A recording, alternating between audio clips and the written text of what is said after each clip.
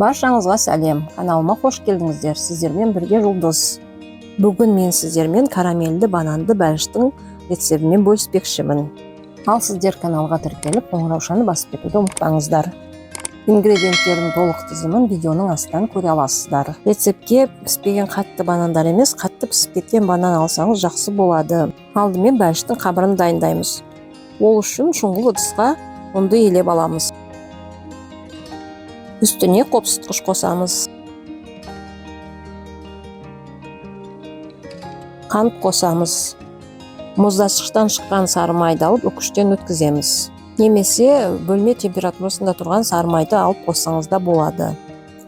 Осыларды біріктіріп қолымызбен үгінді жасаймыз. Үгіндіге жұмыртқа қосып, жұмсақ қамыр илейміз.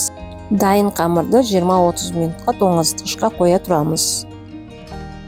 Бәліштің салмасын дайындау үшін шұңғыл ыдысқа қоңыр қойытылған сүтті саламыз. Үстіне жұмыртқаларды жарамыз.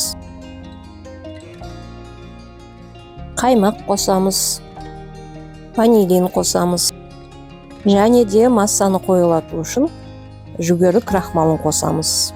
Осының барлығын жақсылап блендермен ezеміз. Қалыпқа пергамент қағазын төсеп, оны майлаймыз. Тоңазытқыштағы қамырды алып, қалыпқа салып, саусағымыздың ұшымызбен жайып шығамыз. Қамырды шанышқымен әр жерінен тесеміз.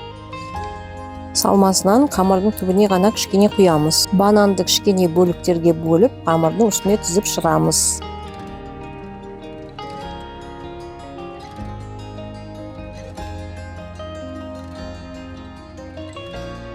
Салманың қалғанын бананның үстінен құямыз. Бәлішті 180 градуста 30 минуттай пісіреміз. Піскен бәлішті бөлме температурасында суытамыз. Содан соң тоңазытқышқа 2-3 сағатқа қоямыз. Видео ұнаса комментарий қалдырып, лайк басып кетуіңізді өтінеміз. Келесі видеоларда кездескенше.